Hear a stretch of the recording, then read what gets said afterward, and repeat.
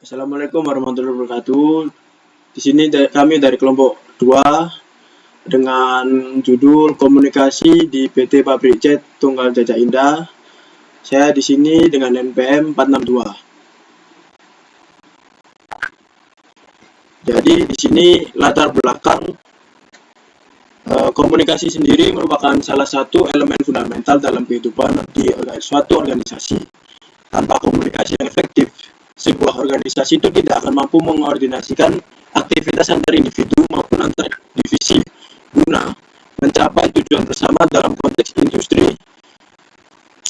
Komunikasi menjadi tulang punggung yang menopang seluruh proses bisnis mulai dari perencanaan hingga pelaksanaan operasional di lapangan.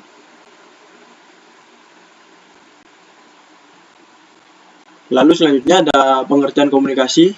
Jadi komunikasi itu merupakan berasal dari bahasa Latin yang dimana communicare, yang berarti membuat, sama, ataupun berbagi. Secara umum, komunikasi dapat didefinisikan sebagai proses penyampaian informasi, gagasan, perasaan, maupun makna dari satu pihak ke pihak yang lain melalui media tertentu sehingga tercapai saling pengertian. Menurut Robin and Judge, komunikasi dalam organisasi adalah proses transmisi dan pemahaman makna antara dua pihak ataupun lebih.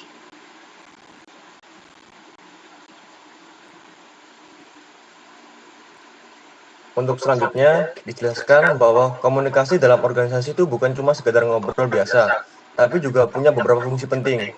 Yang pertama ada fungsi pengendalian. Maksudnya komunikasi dipakai supaya anggota atau karyawan tetap bekerja sesuai aturan dan SOP yang berlaku. Jadi lewat komunikasi, pekerjaan bisa lebih terarah dan terkontrol. Lalu ada fungsi ekspresi emosional. Nah, komunikasi juga jadi sarana untuk penyampaian perasaan, pendapat, atau respon antar anggota tim. Karena dalam organisasi, hubungan antar manusia juga penting supaya suasana kerja tetap nyaman. Selanjutnya, fungsi motivasi. Komunikasi bisa jadi cara untuk memberikan semangat, apresiasi, atau feedback terhadap kinerja seseorang. Jadi orang yang bekerja merasa lebih dihargai dan termotivasi meningkatkan performanya. Yang terakhir, fungsi informasi. Ini yang paling sering kita lihat, yaitu komunikasi sebagai media penyampaian data, pengetahuan, ataupun arahan supaya semua anggota organisasi punya pemahaman yang sama. Untuk selanjutnya arah komunikasi. Kalau tadi kita bahas fungsi komunikasi, sekarang kita masuk ke arah komunikasi dalam organisasi. Yang pertama yaitu top-down communication. Ini komunikasi dari atasan ke bawahan. Contohnya seperti memberikan instruksi, aturan kerja, atau evaluasi dari pimpinan kepada karyawan. Yang kedua, bottom-up communication, yaitu kebalikannya. Jadi komunikasi ini datang dari memberi laporan, masukan, atau menyampaikan hal yang terjadi di lapangan. Lalu ada komunikasi horizontal. Ini komunikasi yang terjadi antar rekan kerja yang posisinya setara atau antar divisi sejajar. Biasanya tujuannya untuk koordinasi dan kerjasama supaya pekerjaan lebih efektif.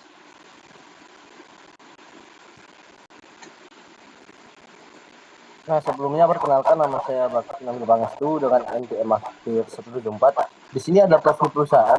Nah, kami di sini kelompok 2 mewawancarai HRD dari salah satu perusahaan yaitu PT Tunggal Jaya Indah. Nah, PT Tunggal Jaya Indah sendiri itu adalah perusahaan swasta yang berdiri dari tahun 1963 dan letak di Jalan Lejen Suprapto nomor 25 Desa Kepuh Kiriman, Sidoarjo.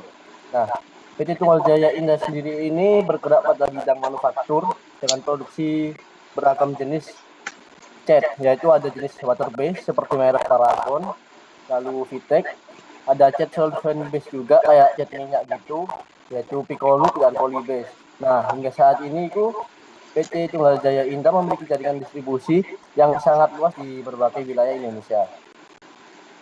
Selanjutnya ada fungsi dan proses komunikasi di PT Tunggal Jaya Indah sendiri. Komunikasi itu berfungsi kayak penghubung antara bagian perencanaan manajemen dengan yang ada operasional di lapangannya.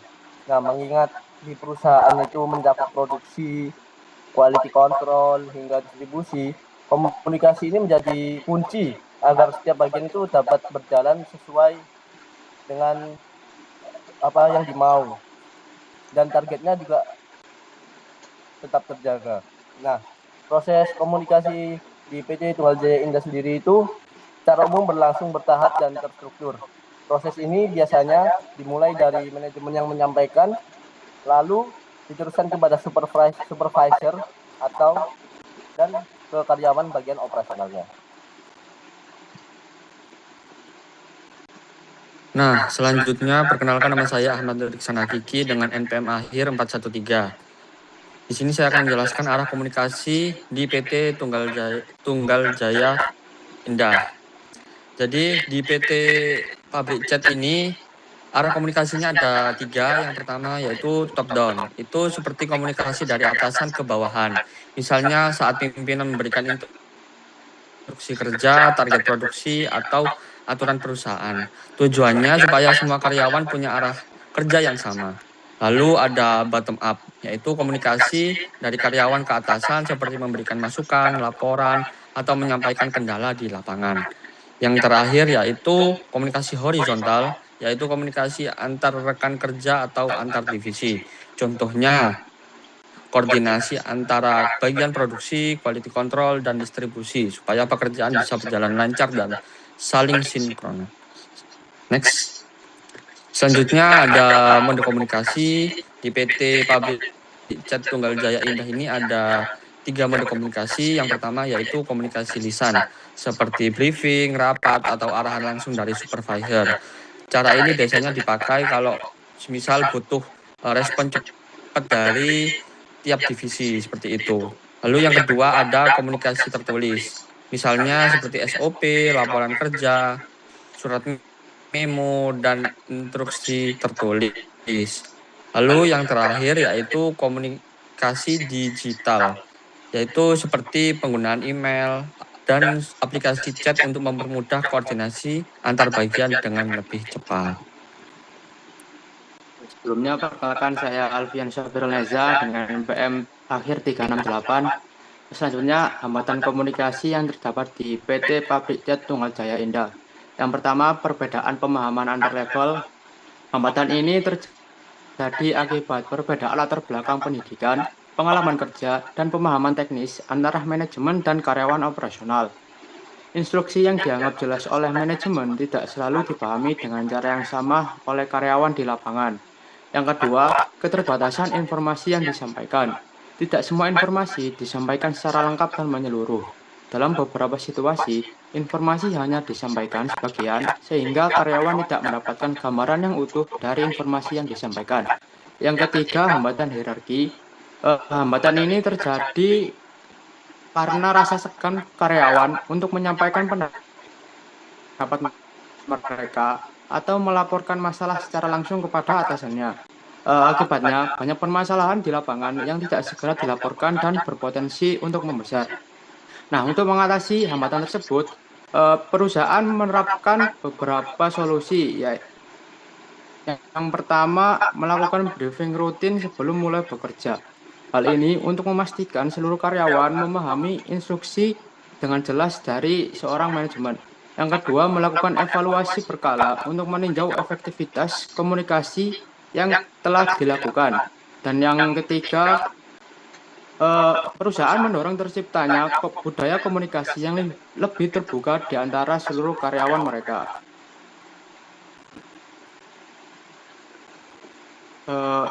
Dan terakhir, kesimpulan dari presentasi kami hari ini yaitu komunikasi kerja di PT Pabrik Cat Tunggal Jaya Indah telah menjalankan fungsi pengendalian, motivasi, ekspresi emosional, dan penyampaian informasi yang mendukung tujuan perusahaan. Arah komunikasi masih didominasi pola top-down, sementara bottom-up belum optimal karena hambatan hierarki dan budaya organisasi. Meskipun komunikasi horizontal antar divisi sudah berjalan efektif, jaringan formal menjadi dasar aliran informasi resmi, didukung dengan jaringan informal yang membantu mempercepat penyelesaian masalah. Perusahaan juga menggunakan komunikasi lisan, tertulis, dan digital secara komplementer dengan tren peningkatan digital.